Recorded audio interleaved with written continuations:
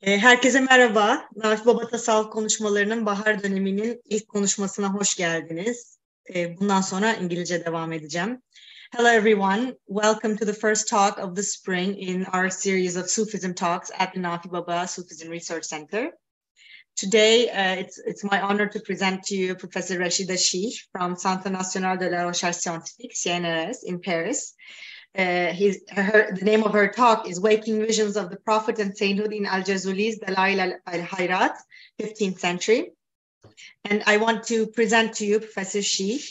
Rachida Chih is a senior research fellow at the CNRS and a member of the Center for Turkish, Ottoman, Balkan, and Central Asian Studies, CETOBAK, and School for Advanced Studies in the Social Sciences, CNRS. She's a historian of Sufism in the Ottoman Arab lands, modern Egypt, and Morocco. Her most recent published works include an article entitled The Apogee and Consolidation of Sufi Teachings and Organizational Forms, 1453-1683, published in the Wiley-Brackwell History of Islam and Islamic Civilization in 2018. Sufism in Ottoman, her monograph, Sufism in Ottoman Egypt, Circulation, Renewal, and Authority in the 17th and 18th century, published in 2019. And her article, Prophetic Piety, Mysticism and Authority in Pre-Modern Arabic Devotional Literature, al-Jazūlī's Delailü'l-hayrat, 15th century, published in the International Journal of Middle East Studies in 2022. Thank you, Professor Chih, for accepting to be with us. I leave the floor to you. Thank you very much, Zainab, and also Darin, for inviting me to this prestigious seminar. I have attended many talks, and I know that many eminent specialists in the history of Sufism have preceded me here, and I hope that I will live up to the standard and to the honor of your invitation. Before I begin, I would like to read the communique that my research institute, the Center for Turkish, Ottoman, Balkan, and Central Asian Studies, has published on the website of the EHESS, of which the CETOBAK is a faculty.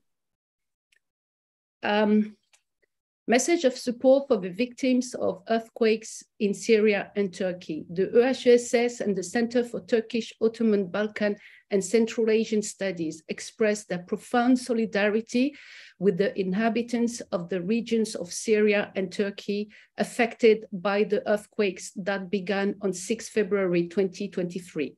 In the face of this catastrophe, we reiterate our support for the region's populations, which had already faced so much violence and displacement. There are a number of organizations whose mission is to provide aid to the victims, and the CETOBAK is available to provide extensive information on the many supportive initiatives underway.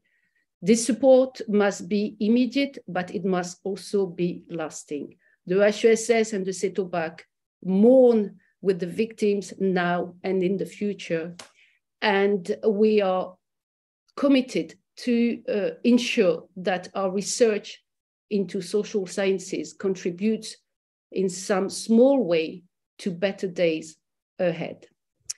My presentation, which is called Waking Visions of the Prophet and Sainthood in al-Jazūlī's Delailü'l-hayrat, draws on an article that was recently published by IJMES, Prophetic Piety and Mysticism in Pre-Modern Arabic Devotional Literature, which is in open access.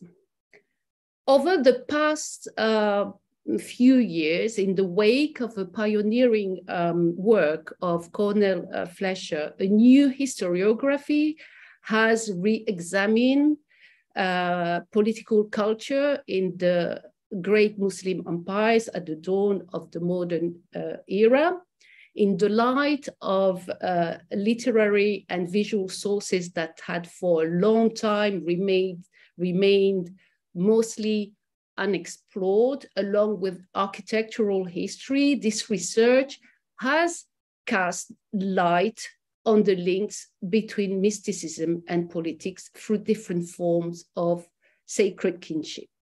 The Saadian in Morocco, Ottoman, Safavid, and Mughal conquerors linked their epic accomplishments to that of ancient models such as Alexander the Great and to the Prophet of Islam. They saw themselves as renovators of the Prophet's community, continuing his mission, which was the universal victory of Islam. To this end, they appropriated the Prophet's spiritual and temporal heritage. Their claims to the title of universal sovereign are described by historian and palace bureaucrats in quasi-eschatological terms, borrowed from Islamic, especially Akbarian mysticism. The relationship between the sovereigns and the Prophet had to be made visible through signs, attributes, and rituals. In a recent article called Pietas Ottomanica, the House of Osman and the Prophet Muhammad, Gottfried Hagen describes how, under the auspices of the Ottoman dynasties of the modern period, the cult of the Prophet gives a particular configuration to the Islam of the day, centered on the person of the Prophet and informed by images, by accounts of his birth and mission, and by rituals such as the display of his relics, for example, his mantle and his banner. This cult invokes the Prophet as a presence rather than her historical figure, and promises salvation through love and veneration for his person.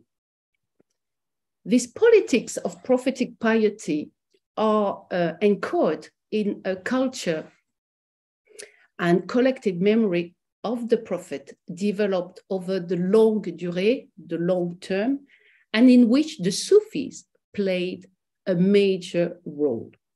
The end of the medieval period saw the culmination of a slow doctrinal evolution that had, over the course of centuries, made the Prophet more than a simple messenger, the founder of a community, a model to be followed, who soon served as a legal and social norm. The Prophet became a cosmic and metaphysical figure, the origin of the world and its finality, a reality present from all eternity, and a mercy to the worlds. Rahmatan lil-alamin. Surah Al-Anbiya, verse 107. This theology of a prophetic presence completed its social integration at the beginning of the modern era under the double influence of political elites and of scholars who were both Sufis and jurists. It is relayed by a rich devotional literature, collections of prayer invoking divine blessings upon the Prophet, salawat, poetry in praise of the Prophet, madaih nabawiyah or nabawiyat, narratives of his birth, mawlidiyat, and of his ascension through the heavens to the divine throne, mi'raj, all to be recited during sumptuous state-organized and state-sponsored public festivities in his honor, such as the Mawlid. I will examine one of these collections of prayers invoking divine blessings on the Prophet, Dalā'il-hayrat wa shawariq al-anwar fi al-dhikr, as-salat ala-nabi al-mukhtar, proofs of good deeds and brilliant bursts of lights in the remembrance of blessings on the chosen Prophet, composed in Morocco by Muhammad ibn Sulaiman al-Jazūlī, who died in 1465. I am not a specialist of literature, a field that has its own method of analysis. My approach to devotional literature is that of a historian of Sufism. This means that as a historian, I am interested in the question of how to refine the periodization or chronology of the history of Sufism. The relationship between history itself and the beliefs and practices relating to religion is often difficult to grasp, because religious history, while being touched like any social phenomenon by historical events, rarely conforms to the often rapid twists, turns, and upsets of political history. Religious history takes place over the long duration, the long term, and in it, we seek to locate the transmission, exchange, and reappropriation, reinterpretation of ideas and the practices they inspire. I'm interested in the ways in which such devotional texts were critical in the diffusion to popular audiences who were still immersed in an oral culture of the major doctrinal themes that were developed by the early Sufis in the 9th century, fully elaborated by Ibn Arabi in the 13th century, and then spread by those who followed him. While praising the Prophet as God's elect, savior, and seal of the prophets, this literature also describes him as a primordial and cosmic reality, Haqiqa Muhammadiyya, as the light that gave birth to the word, Nur Muhammadi, and as a perfect being in Saint Kamil, who brings together in his person divine realities and human qualities. Present for all eternity, the Prophet continues to act on and intercede in this word directly or through his heirs, the friends of God, awliya Allah, until the day of the last judgment when he will intercede for all humanity, الشفيع في جميع الأنام. Since the 9th century with Tirmizi and Tustari, the meta-historical reality of the Prophet and of sainthood, walaya, inherited through Muhammadan prophecy, developed over the long term, but turning points or shifts can be observed in hagiological and hagiographic text. These turning points are linked to political upheaval, marginalization of a caliphate, or to moments of crisis. The Mongol invasion and the fall of Abbasid Caliphate reinforced the authority of the Sufis, as is indicated by the increase in the number of hagiographies describing a world order in which the true masters are the saints who form an invisible government with its own council, diwan, and hierarchy, above which is the pole, qutb, the supreme recourse and universal succor, ghawth, the archetype of which is the Prophet Muhammad. The belief that a saint provides is protection to a territory, and the people who inhabit it is a major element in pre-modern Islamic society, an important model of social organization and Islamization. The Sufis attributed to themselves the prerogatives of the Prophet in life here below, tawassul, but also most prominently that of the shafa'a, intercession for the salvation of souls. This makes it easy to understand why Sufis are the principal authors of texts that support practices and rituals that would be likely to encourage prophetic piety, and why they became promoters of the cult of the Prophet at exactly the period during which the first great mystical path, tariqah, were founded by Sufi masters considered to be descendants of the Prophet and earthly heirs of his spiritual authority. There was a further shift in the evolution of the concept of sainthood in the 15th century, in the period going from the Mamluk to the Ottomans, which is again indicative of the probably unprecedented authority and social role of Sufis and their institutions in society at the beginning of the modern era. At this time, in Egyptian Sufi scholarly circles, the idea of the possibility of seeing the Prophet in the waking state and being instructed by him was gaining ground.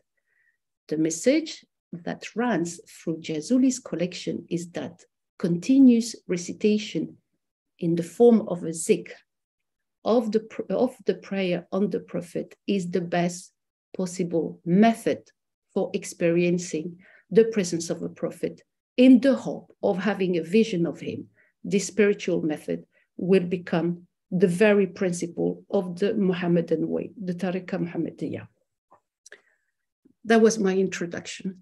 So now I pass to the collection. So the collection, although it was put together from all the sources, the diffusion of the Dalā'il marked a turning point because it may have been the first collection of prayers on the Prophet to be used in Sufi rituals.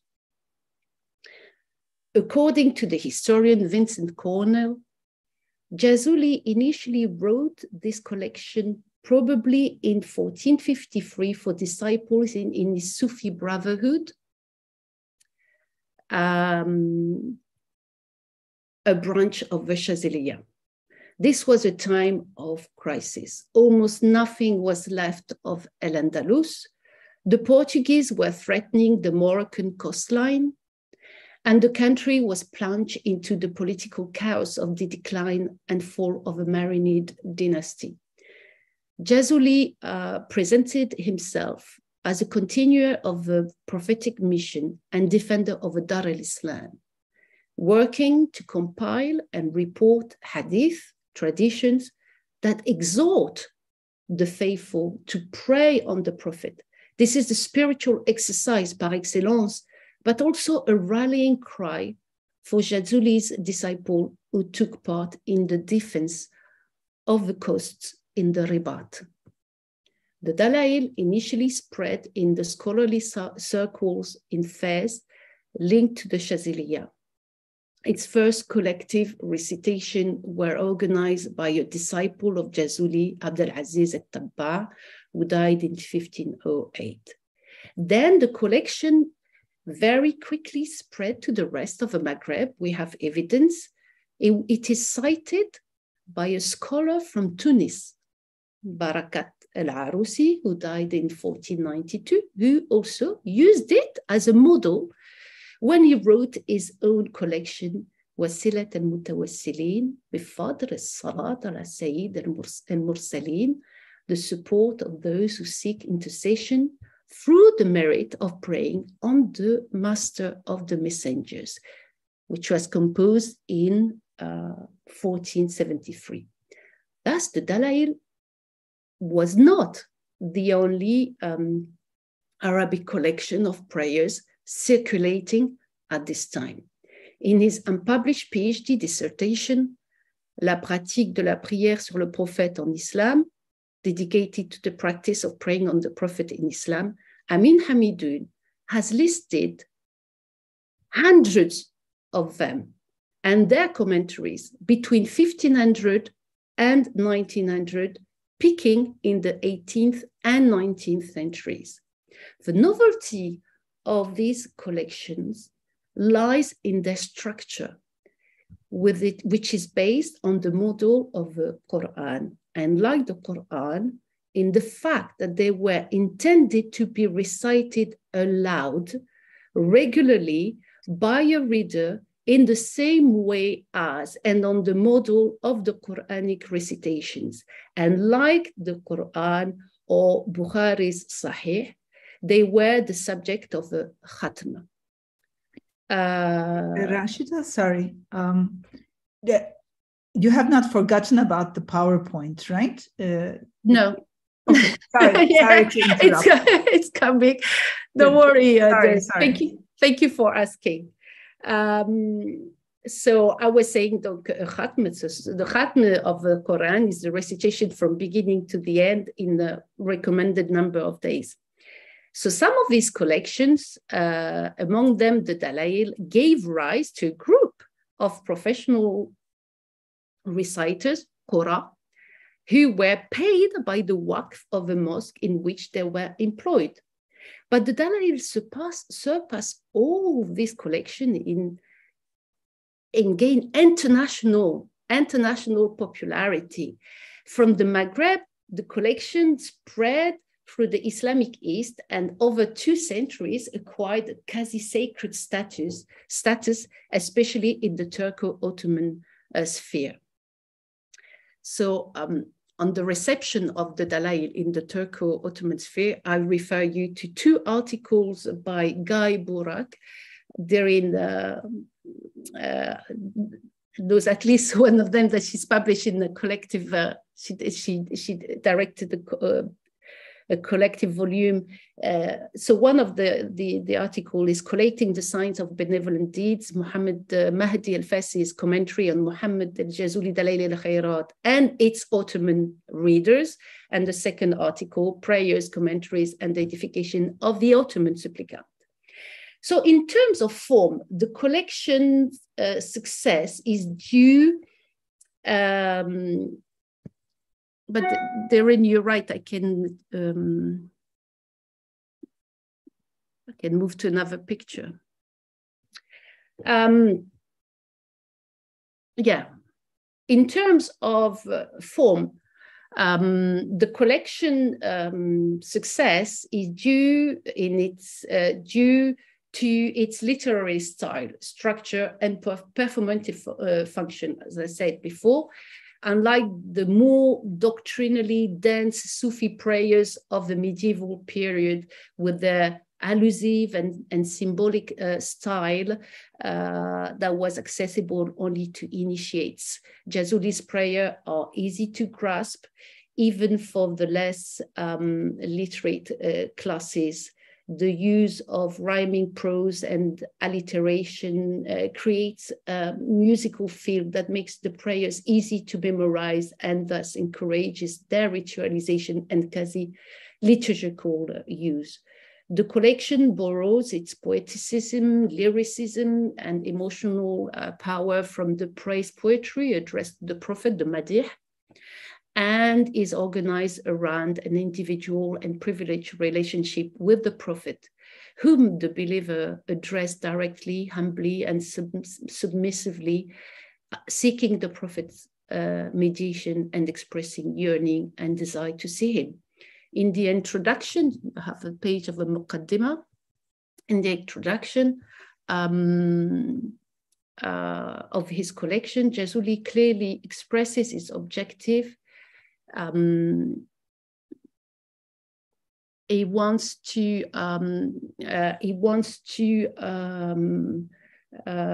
bring together in zikr form earlier devotional works and invocations drawn from hadith collection so as to facilitate their memorization. Therefore, he produces a readable text unburdened by chains of transmission. You see, for those who can read Arabic here, لذكرى محذوفة الأسانيد ليسهل حفظها. Sorry. So محذوفة الأسانيد ليسهل حفظها على القارئ. So yeah, to produce a readable text unburdened by chains of transmission to make it easier to memorize for the reciter. The organization of a collection differs from one copy to the next and in different editions, but it generally follows a clear sequence starting with an overture, افتتاح دلائل-الخيرات, that invokes God by his 99 beautiful names. This is followed by an introductory chapter, muqaddimah, which starts with the dua, with the supplication that I will translate later, and then by a chapter listing more than 30 hadiths, 30 hadiths that are claimed to be authentic, sahih, and relate to the virtues, benefits, and rewards in this word and the next of invoking blessings upon the Prophet. Fasl fi fadl as-salat ala nabi. Then comes a list of 201 of Muhammad's names, Asma Sayyidina wa Maulana Muhammad, the aim of which is to allow the reader to know the Prophet better and understand his unique attributes and qualities.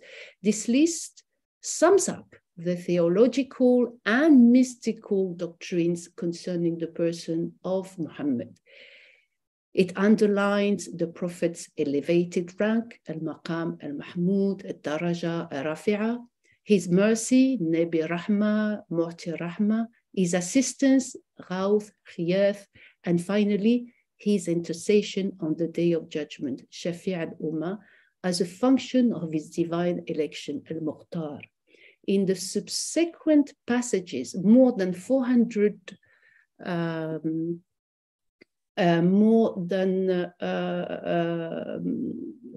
prayers are divided into 8 sections, Ahzab.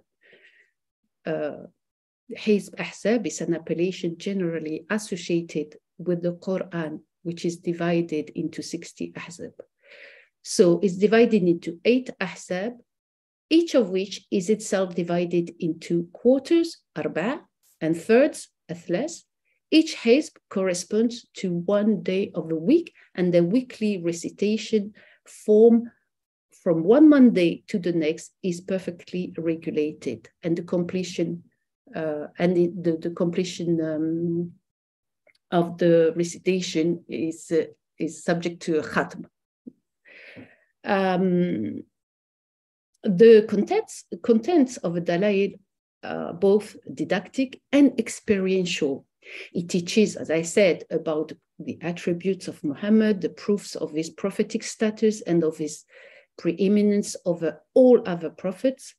Its prayer also provide the best means for the person reciting them or listening to their recitation to experience the presence of the Prophet. Remembering the Prophet helps one to imagine him as an almost tangible presence and may even spark hope of a sleeping or waking vision of him. So in the opening, so that's the Dalā'il I use for my paper. I found it interesting to show you the cover because it's published with other famous poetry and prayer invoking the Prophet, especially famous in the Maghreb. For example, you have a Du'a Nasiriyya, which is a Du'at al-Nasiri, which is very famous in the Maghreb, and you have, of course, a Salat al-Mashishiyya. And of course, you have Qasidat al-Burda. So it's interesting that they all published together. That's the okay. So I go back to where I stopped. So remembering the Prophet helps one to imagine him as almost a tangible presence and may even spark hope of a sleeping or waking vision of him. In the opening supplication, al-Jazūlī calls the Sufis who are granted a vision of the Prophet, the people of the supreme station of sincerity and election. أعلى مقام الإخلاص والتخصيص. God's elect. So this is the opening supplication for those who can read Arabic, but I'm going to give the translation, but those who can read Arabic can follow. So, my God, Bavitu Bijah Nabika Sayyidina Muhammad. So I'm here. So by virtue of the rank, by virtue of the rank and dignity of your prophet, closest to you, our master Muhammad, and of your love for him and his love for you, and by virtue of a secret that subsists between you and him, I ask you to send blessings and peace upon him, as well as to his family and his companions. And I ask you, my God, to increase my love for him and to make me know his reality and his rank, that you might grant it to me to imitate him and follow his conduct and his sunnah. Reunite me with him and grant me the joy of a vision of him. Overwhelm me with the happiness of speaking with him. Remove from me the obstacles, the attachments, the intermediaries, and the veil, and charm my ear with the pleasure of hearing his words. Prepare me to learn from him. Make me worthy to serve him. Let my prayer upon him be a brilliant light, perfect and perfecting, pure and purifying.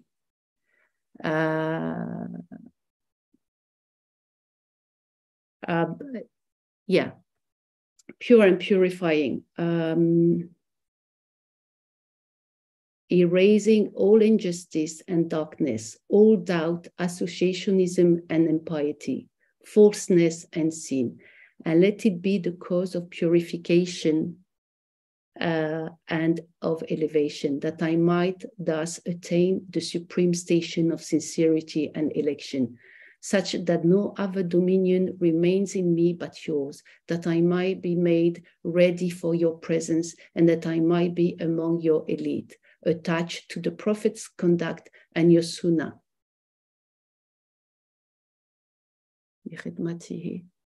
I try to, I think I need to move to the other page. Attach it's a shame that it's a beautiful supplication, such that no other dominion remains in me but yours, that I might be made ready for your presence, and that I might be among your elite, attached to the Prophet's conduct and your sunnah. May grace and divine salvation be upon him, being upheld by the spiritual support of his elevated presence at each instant and moment. O my God, O light, O evident one, and may divine grace and salvation be upon our Master Muhammad, his family and his companions. So in this supplication, we can see clearly what is at stake. For Sufis in the devotional literature and rituals relating to the cult of the Prophet, Muhammad's heritage, its transmission, and the authority it confers. Sufis are the people whom the Prophet teaches as a master teaches his disciple, and the recitation of the Tasliya becomes a way of attaching oneself to the Prophet as a disciple is attached to his master. Prepare me to learn from him, make me worthy to serve him. It is a way of transmitting an esoteric knowledge of the Prophet directly to the disciple during visions of the Prophet, whether sleeping, wakeful, or in an in-between state. Grant me the joy of a vision of him. Overwhelm me with the happiness of speaking with him. So in Muslim agaiology, the vision of the Prophet gained importance gradually over the long duration. Shifts of this concept are observable in hagiographical literature and in Sufi epistles. One of these pivotal times is the 15th century, when the waking vision of the Prophet became an accepted reality in the circles of Egyptian Sufi scholars. The specific implications of this being that although the vision of a prophet in a dream, attested in numerous hadiths, is possible for every pious Muslim, according to, there are many hadiths about the vision of a prophet in dreams. One of the most famous is, whoever has seen Whoever has seen me in a dream surely has seen me, for Satan doesn't appear in my guise. Sufi, so although it's accepted to the dream vision is accepted and attested in Hadith, Sufis developed the idea that there are degrees in the perception of the Prophet's presence, the highest of which, reserved for the category of the elect, is that of actually seeing him in the world of the senses and being guided and inspired by him there. The writings of the Egyptian Sufi Abd al-Wahhab al-Sha'rani, who died in 1562, shows this shift from the vision as a sign of prophetic heritage to the vision as a model, as a mode of initiation and spiritual transmission directly from the Prophet.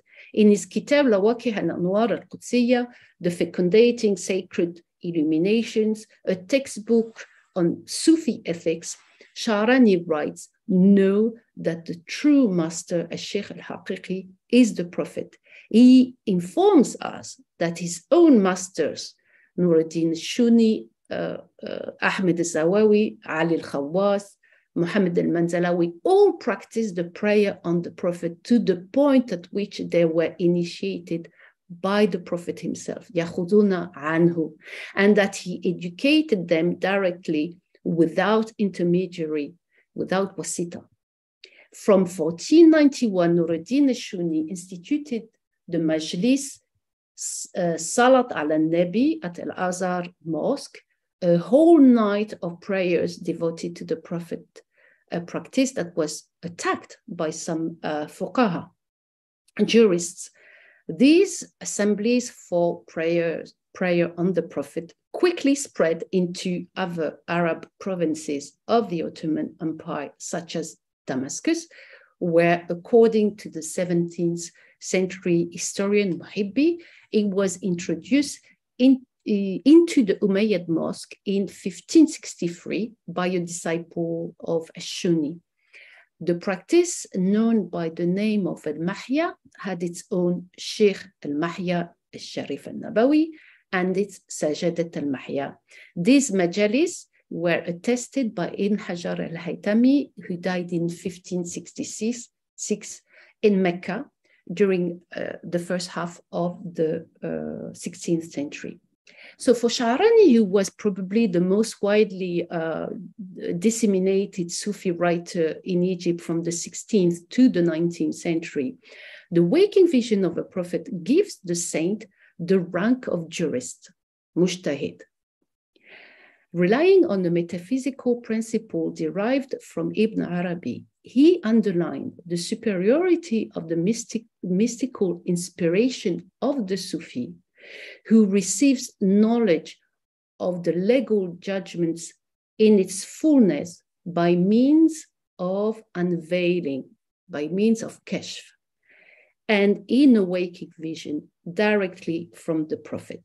His idea of the possibility that the mystic should have direct access to the source of the Sharia, Ayn al-Sharia, is theorized in his textbook Al-Mizan al-Kubra, The Universal Balance, studied by Samuela Pagani. Just a quick note. I've not yet read Samer Dajani's book, which has just come out, Sufis and Sharia, The Forgotten School of Mercy. It was just published by Edinburgh University, 2023. I had a quick look at the contents and I saw that his chapter 8 is entitled The Scale, Mizan, of Abd al-Wahhab al-Sha'rani, but I haven't had time to read this book, which just came out. So Sha'rani confirms in the biographical note dedicated to his teacher, al-Suyuti, who died in 1505, that appears in his Tabaqat al-Kubra, Tabaqat al-Sughra, the minor book of the generations, that al-Suyuti did lay claim to the status of absolute mujtahid mutlaq. He follows this information with a discussion on al-Suyuti's miraculous waking visions of a prophet. Suyuti, who claims to have seen the Prophet in the waking state more than 70 times, wrote a long fatwa called The Illumination of Darkness about the vision of the Prophet and the angels, تنوير الحلاق في إمكان رؤية النبي والملاك, in which it states that the vision, يقظة, waking, in a waking state, of the Prophet is a divine favor, a karama, specific to the saints. Suyuti's companion, Abd al-Qadir ibn Mughayzir al-Jazūlī, who died in 1489, is the author of a treatise on the miraculous visions of the Prophet in the waking state, with which God's elects are blessed. الكواكب الظاهرة في اجتماع الأولياء يقظة بالسيد الدنيا والآخرة. The shining stars on the meeting of the saints in the waking state with the Lord of this world and the next. Al-Suyuti also claimed another title closely linked with Mujtahid status, that of Mujaddid, the renewer of religion of the 15th centuries. In accordance with the hadith, indeed, God will send to this community at the beginning or end, Ras, of every 100 years, one who will renew for it its religion. But the concept of Tajdid is defined in the doctrine of Sufi jurists as the uninterrupted process of revelation through infinite spiritual interpretation of the scriptures. It relates closely to the doctrine of sainthood, walaya, and to the messianic figure of the renewer, which can be identical with the Qutb, the supreme pole and head of the hierarchy of saints. The reason for the return of this theme of Tajdid in the modern period is that the Prophet became the master of numerous Sufis who were renewing old paths or founding new ones. The Indian Ahmed Sirhindi, the Syrian Mustafa al-Bakri, the Medinese Muhammad al-Saman, the Maghribi Ahmed Tijani, all of these masters claimed the same status in the order of sainthood as that of the Prophet within his community. The orders they founded, the Naqshbandiyya, Mujaddidiyya, the Khalwatiyya, the Samaniyya, the Tijaniyya, played major religious, social, and political roles in the 18th and 19th century amid European colonialism. So I'm going to stop here because I was told to talk for 40 minutes. I think I respected the timing, and thank you for listening. Thank you very much, Professor Chih. This was a fascinating talk and so clear and so easy to follow for all of our listeners, but very dense at the same time. I have many questions myself, but I want to start with, I take the questions and then I usually leave myself for last. So just to say that as usual, we send to everyone, we send the questions to, you just got a message about you sending your questions to Fatih. Thank you, Fatih. But I will start with a question by Derin Terzoğlu, two questions by Derin Terzoğlu. Could you elaborate, she says, could you elaborate a bit more on the factors that made the 15th century a turning point in the popularization of prophet-centric Sufi piety? Do you think this trend was more pronounced in the Maghreb in that time? I will give you the second question as well, so maybe you can. I think if you don't mind, Zainab, yes, I will have it at a time because I'm not so comfortable with English. Yes, definitely. Yeah, this is a very important question. And as I said during my introduction, as historian, we always try to understand, how religious history unfolds it's a history that often is constant reinterpretation of all things, and why some periods see a reinterpretation of old concepts. First of all, I think that I wonder if this transitional period between the Mamluk and the Ottoman period, and I think it's a period during which Sufis in Egypt felt more comfortable to talk about doctrinal concepts that were often attacked during the medieval period by the fuqaha, the jurists who stick to the letter and of the scriptures. The arrival of the Ottomans, I mean, if I take the example of Sha'rani, we all know that the Ottomans were much more open to Akbarian's ideas, and that the reception of Ibn Arabi, when at a time during that in the Mamluk Sultanate, when Ibn Arabi was attacked by a lot of fuqaha, like following the school of Ibn Taymiyyah, Ibn Arabi was more accepted in the Ottoman lands, and the arrival of the Ottoman is a moment for Sufis when they felt more free to talk about doctrinal concepts that were for which they were, before the arrival of the Ottomans, attacked. So those working on this period all know the relationship of the Ottomans with Ibn Arabi, the fact that the first thing, one of the first acts of Selim when he arrived in Damascus is to restore and even build a beautiful mausoleum on top of the tomb of Ibn Arabi, which was completely abandoned before his arrival. And the fact that also Ibn Arabi, well, we know that this document is a false, but a document attributed to Ibn Arabi predicted the conquest and the victory of the Ottomans in the Arab lands. So I think that the context is more favorable for the expression and the visibility of doctrinal concepts that were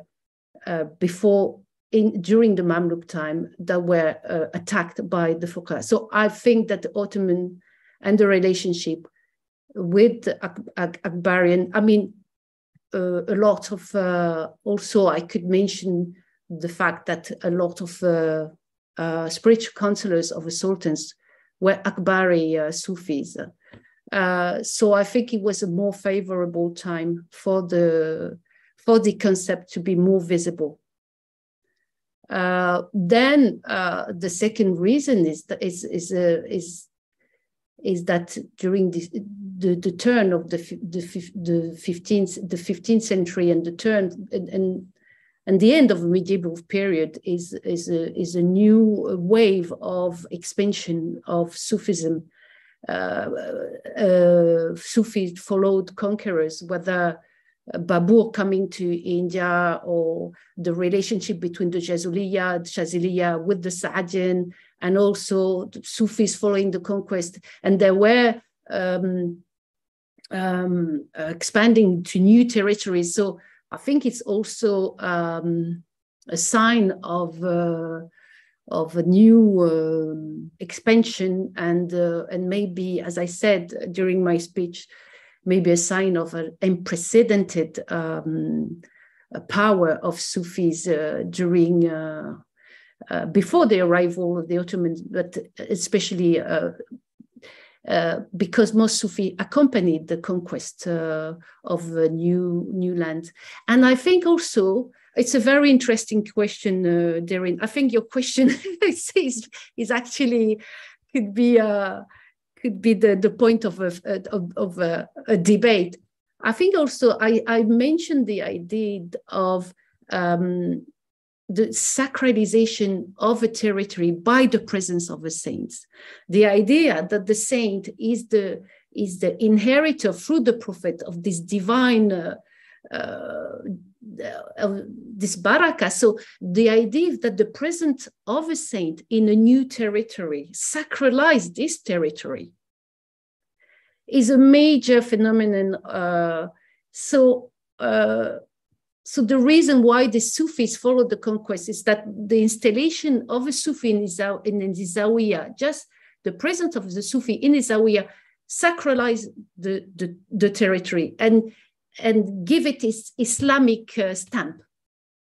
I'm not sure if I'm clear, because these are ideas I'm used to present in French. So now I have to translate it in my mind into English while I'm speaking to you. But yeah, the relationship with the presence of a saint, whether alive or dead, sacralize the territory. So that's why, and I think not enough work has been done. I know that I've read recently the PhD of Maxime Durocher on the spread of a Zawiya in Anatolia, but that's and also that Nelly Amri has done a similar work in Tunisia, following the fall of the caliphate and the major plague epidemics. She has studied the spread of a Zawiya in the territory during the 14th century. And at the same time, so the Zawiya was spreading at the same time when hagiographies will talk of the presence of a saint that will sacralize and bless a territory. And so it's I don't know if I have given you enough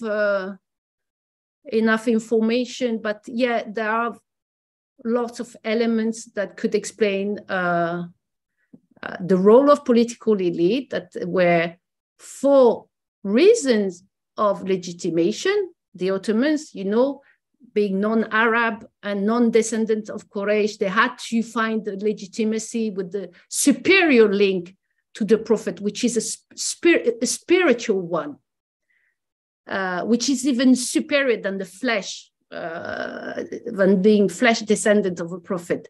And they found the basis for this ideology in mystical terms and concepts. So the relationship of the Sultan to the mystic for reason of political legitimation, but also for genuine respect for the saints. It's not only pure interest; it's both, and gave the saints of the time unprecedented authority and power. Plus, they subsidized and sponsored a lot of their institutions. So no wonder that at this time, Sufi writing give themselves such an authority equivalent as the Khilafah, the prophetic heritage, because they were their authority was probably unprecedented at this time. Thank you very much. I'm reading her Derin's second question. She says, as far as I know... Sorry, can I just... Yes, you can actually go... May yes, I? I can also leave the floor. Yeah, I'm please so feel sorry. free to interrupt. May I just interfere? Because I think Fatih has dropped out from the system. There's a problem. I was trying to, send a follow-up question, but I cannot send it.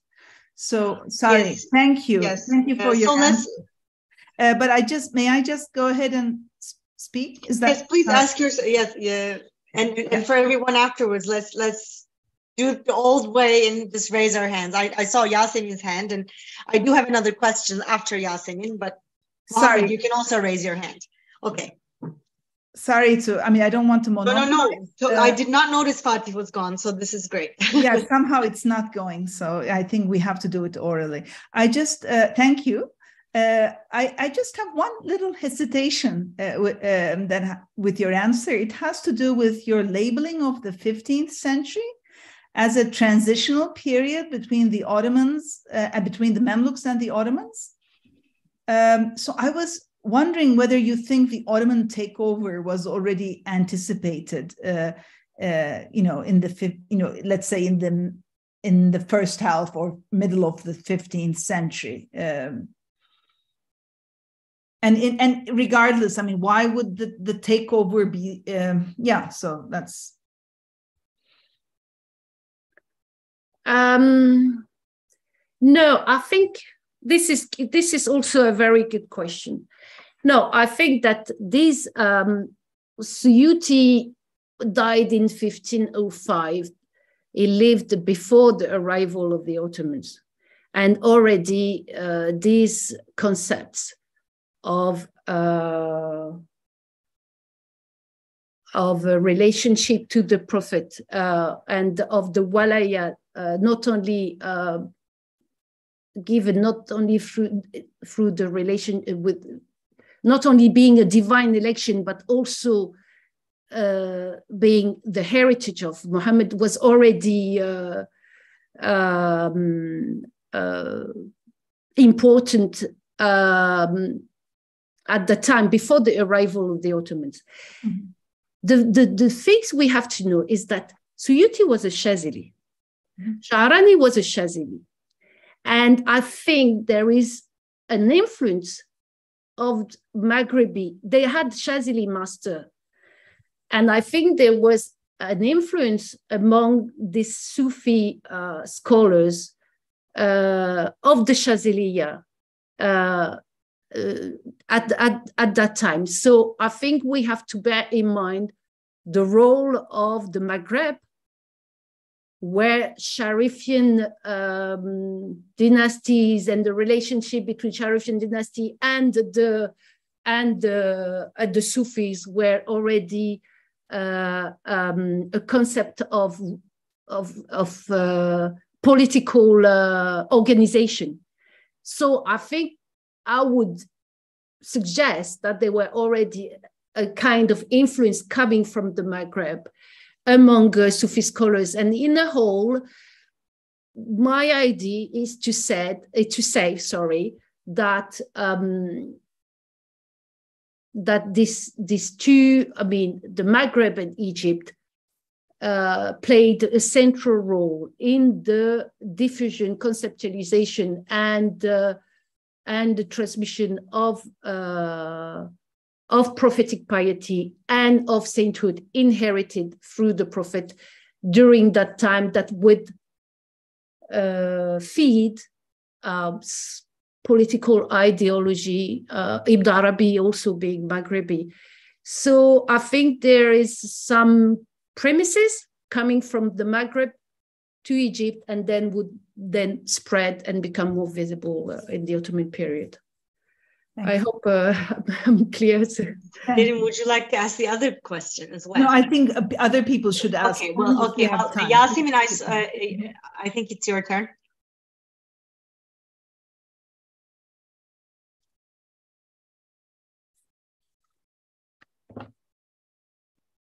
I didn't raise my hand.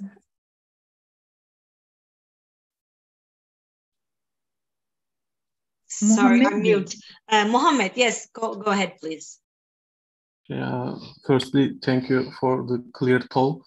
My primary question was asked by Derin Terzioğlu, but I have a small question about Sharia, and what was, the thoughts, the notion of Sufis regarding Sharia, and how Jazūlī and other Sufi and contemporary Sufis distinguished it from Sunnah, and what was the relationship between them? Because you mentioned something, but I missed the point, and maybe Maybe it's a silly question, but no, there is no silly question at all. It's just a very I'm not a specialist of Sharia, but of course, I mean, do you study Sufism? Have you studied Sufism? Yes. You know the concept of Sufis, Sharia, Haqiqa, and Sharia is should the respect and application of the Sharia should lead to Haqiqa, to the true knowledge of God. But concerning the Sunnah, well, I can't go back to the beginning of Islam, and also I'm not a specialist of Sharia, but the Sharia is based on the Quran and the Sunnah.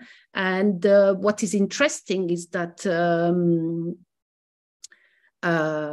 the Sunnah was became a source for Sharia around the 9th century. I mean, Mutahaddithin, the specialists of Hadith, started compiling the traditions of the Prophet in mid-8th century. But it was a long the compilation of the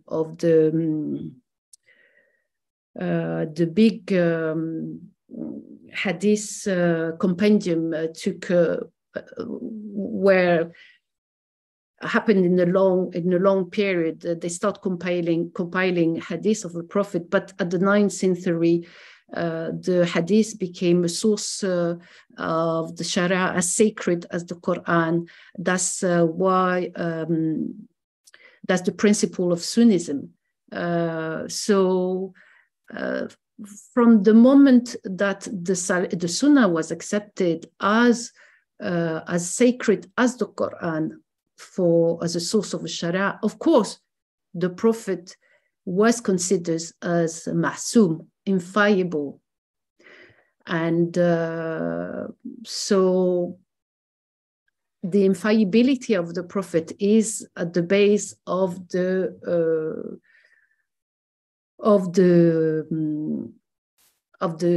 Sunnah, because as soon as you consider the Sunnah as sacred as the Quran, the Prophet has to be considered as infallible.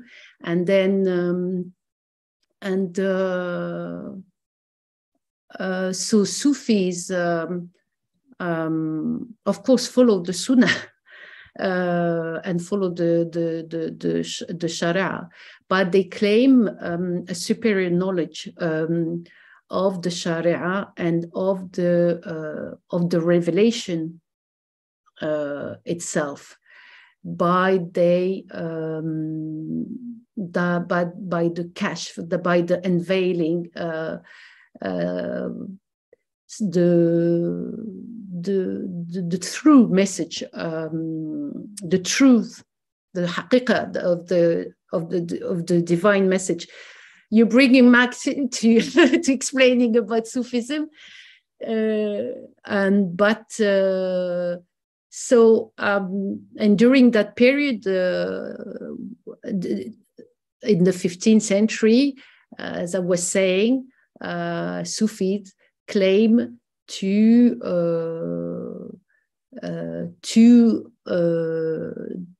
be able to understand the source of Sharia because they are gifted with the karama of unveiling the true message of God. I don't know if I have answered. You asked me a too difficult question to answer in English, to be honest. Thank you. Can I ask another question? Yeah, please. I hope I can. Go ahead. These popular texts emerged in crisis periods, and for instance, similarly, Vesiletun Necat authored in Regency period in Anatolia.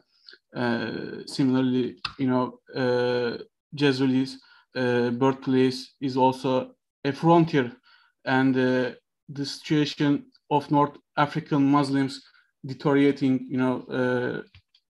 because of expansion of Castilla and Portuguese kingdoms. And I think, what was the role of this popular text in making ummah or perception of ummah, and how did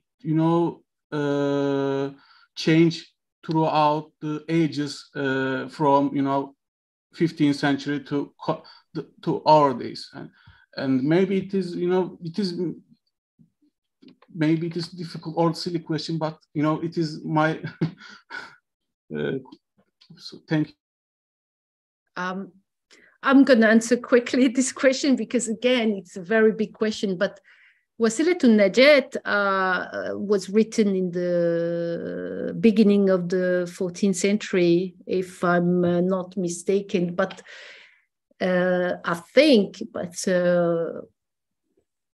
therein or other Ottomanists will be more qualified than me to answer this question. But I think that the organization of the Mawlid gave this poem, which is a Mawlidiyya, the Wasilatun Najat, if I'm not mistaken, to be recited during the Mawlid of the Prophet. Of course, it gave this text extraordinary popularity, and it was the text, I mean, is probably until today the most famous Mawlidiyya and of the Prophet. So I think its popularity, it's linked with the fact that at a certain period, so sources specified that the first Mawlid must have been organized in, but tell me, therein I can see you, but I mean, in 1588, but probably was organized before that date, but we don't have evidence. Yes, I see therein saying yes, but it's true that's why I'm saying that we have to consider the role of the political elite in the expansion of Sufi ideas and doctrine. Without the sponsorship of political elite, we won't understand why, I mean, Sufis and their writings become popular at a certain period. If we don't, it's always political, to my mind. So Wasilatun Najat became very popular when the Sultan started organizing and sponsoring the celebration of the birth of the Prophet Muhammad.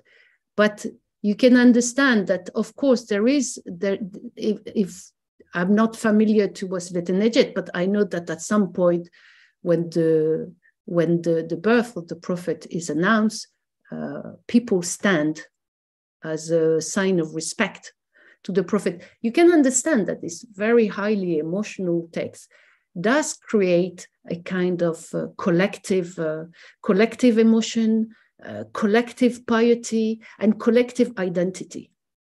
So your question is a good question. Of course, it does create a sense of collective identity and collective piety.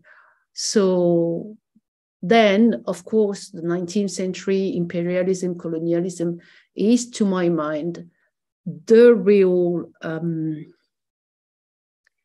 rupture in this long-term culture. It's what I'm presenting now. It's a culture. It's a centuries-old culture that came to an end, and a brutal end, during imperialism and colonialism. So the real fracture is the 19th century. And if you want, because you were asking me what about today? You were asking me a question about how long this, so that's my view. Thank you very much. I would like to ask a question, if I may. If I remember correctly, the legend surrounding the composition of the Dalā'il, it includes a little girl who sees al-Jazūlī, who performs a miracle with water, with ablution water, who then explains that this is because she prays on behalf of the Prophet and not to the Prophet as we would expect, or directly to God. And so I want to ask you about this. When I think about a story like this, I think about the egalitarian aspect of the egalitarian aspect of these types of visions. So if you can have directly as a young, well, it doesn't matter if this is true or not, right? I mean, in the collective conscious, what matters is it's collective resonance. So on the one hand, it seems like such visions allow Sufis or folk to transcend certain boundaries, transcend certain hierarchies, and directly access the source, which is what they're claiming. So there appears to be on that front, it sounds like there's an egalitarian aspect to it. But at the same time, as you were explaining these visions, you were making it very clear that that this is for God's elect, that there is a hierarchy of types of vision, and the waking visions are at the very top. So they are reserved for God's elect, which, in general, I guess, calling Sufism egalitarian can be quite wrong. So, could you explain, I wanted to get your thoughts on that, how on this tension between political power and the political context, and the very possibility of transcending it through a direct link to the Prophet, which is in one sense ahistorical. Yeah, okay. Thank you, Zainab. In the mind of the masters and of the Sufis, I've studied the writings, whether al-Jazūlī or Sha'rani, Suyuti, al-Mughayzir, in their minds and in the minds of, because we have to bear in mind that when we study Sufism, we have access only to the voices of those who are scholars, who can write, and what they write about themselves. They write about themselves, and they write about, how would I say, in a kind of Bourdieu, about the transmission of their authority, kind of Bourdieu sociology. So their writing is a justification of their authority, and when they write about the visions of the Prophet, they insist on the fact that these visions are accessible not to all Sufis, not to the simple disciple. They are accessible only to a few masters, the masters, les maîtres. So only a few masters can access this karama, which is the biggest karama, because how do we recognize sainthood? Through karamat, miracles or divine favors, divine blessings. But the waking vision is the biggest karama that a saint could achieve. But this biggest karama, only a very few masters could attain. And these masters, often they are founders of Sufi orders. The disciples are encouraged to practice, but only a few of them will attain this supreme rank, as I said, which is the rank of the sincerity and the election. So, and these usually are the founders of Sufi orders. So there is a sense of hierarchy which is very, very strong in these writings, and it's a justification. These writings are often almost autobiographical, in a sense that they are about Sha'rani writes about himself, he has inherited from Suyuti and his masters, and he is in a chain, in an isnad, in a chain of transmission, and only those who belong to this chain of transmission are the masters, and may even attain the rank of Qutb in the hierarchy of saints. That's how I can answer this question. So no egalitarianism whatsoever is the answer. No. But there is, if you study Sufism, there is a similarity between political concept and Sufi concept. Sultan al-Arifin, the Sultan of those who know God. You know, it's very, very similar in a sense, yeah. Thank you. Derin, maybe you want to ask your other question. Is that okay? If there are other people with questions, I don't want to dominate, so. Well, we don't have anyone else raising hands now, so go ahead. Okay, thank you. Okay, I could repeat my question or actually connect it to my earlier question, the first one. Basically, okay, let me try to phrase it. I mean, I have one specific question and one larger question, which is probably unfair to pose at the end of a talk, but I'll just, put it out there. So you don't have to respond. In sort of longue durée histories of both Sufi piety, but also Islamic piety in general, people put a lot of emphasis on the 18th century as the time when this kind of prophet-centric so-called orthodox Sufism, some call it neo-Sufism, became prevalent. On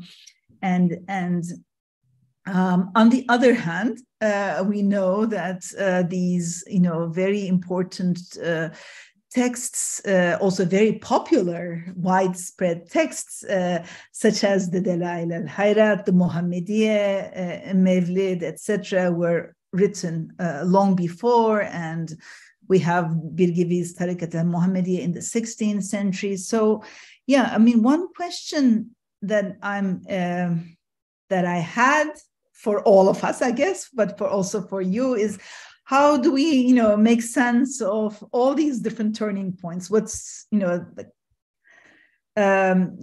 happening? Already you talked about the 15th century, but then, new stuff is happening in the 18th century. For instance, as far as I know, the Delailü'l-hayrat, especially the illustrated copies, became especially, but in general, the Delailü'l-hayrat compilations, the texts became especially popular in the central lands of the Ottoman Empire from the 18th century onwards. At least that's my impression. So I was wondering whether, quite independently of what was different in the, what happened between the 15th and 18th centuries, I was wondering whether you could tell us a bit more, if it's known, about the dissemination specifically of the Delailü'l-hayrat after the 15th century. Yeah, I think I would answer now, because again, it's a very important question, and in itself, it could be the topic of a whole debate. So first, I want to bring an anecdote. when Abdel Wahab, Muhammad Abdel Wahab, the eponymous founder of Wahhabiyya,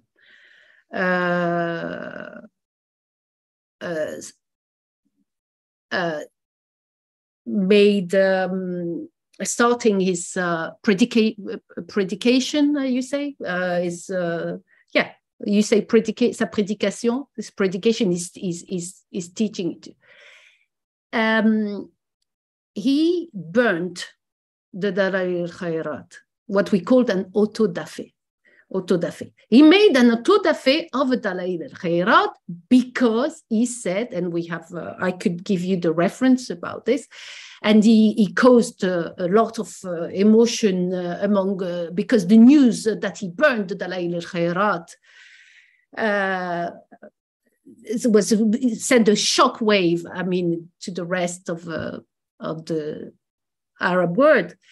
He burned the Dalailü'l-hayrat because he said it was loved more than the Quran itself. And he was wrong, and he wasn't wrong, because we specialists of art history and codicology, and the Dalail spread all over the Muslim world, in Egypt and in Syria. Historians have worked on Mahkama Sharia records and on what people would leave when they die. I don't know how you call it. And often in these records, you have the list of their private libraries, and Dalail was everywhere. So this raises the question, of course, of the use of the Dalail. And you're right to say that the fact that it has illustrations is one of the main reasons for its immense popularity, because, of course, studies have been done by, what's her name, Hiba Abid, and probably Christian Gruber, but especially Hiba Abid, how the pictures, I mean, it was almost a talismanic use. So again, to me, I really link this prophetic piety and the authority of the Sufi to the political elite who identified themselves to this khilafah, to the Prophet and on earth. I mean, we all know about the work of, as I mentioned in my introduction, on this new historiography on sacred kinship. I think the khilafah, the spiritual and the khilafah to the Prophet is the major political ideology of the Muslim empires until well into the 18th century. So for me, it's the then why the 18th century is a new turn. But this is a debate, as you know, therein between those who this new has been rejected, and nobody now is, but still, as historian, because it has been rejected by specialists of text, and they insisted that the writings of these Sufis of the 18th century are not new. Their ideas are taken from the teaching of Ibn Arabi, and which is true. But the context is new. You can't get rid of the context. And the context is that of the decline of the Muslim empires, and that of a religious renewal that goes with it. And this religious renewal takes different forms, whether the Wahhabiyya in Arabia, or this new foundation like the Naqshbandiyya Mujaddidiyya and or the Khalwatiyya in Egypt. I worked on the Khalwatiyya myself, or the Sanusiyya, the Tijaniyya. So there is a new context of decline of the Muslim empires that gave different form of religious renewal, whether Wahhabi or Sufi, a new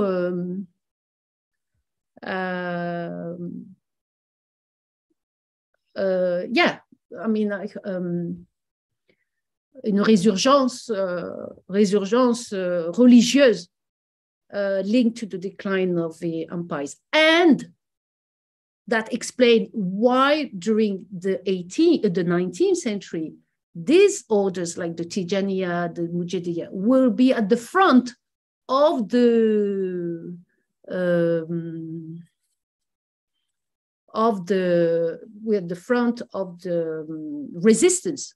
resistance against colonialism until they were completely conquered and then replaced by new forms of reformism. So I think that's the reason for your question is interesting, because the ideas on which these new founders of the 18th century rely, they go back to al-Jazūlī, to Sha'arani, to Suyuti, but they are just in this new context. They are reappropriated, reinterpreted in this new context of decline of the empires.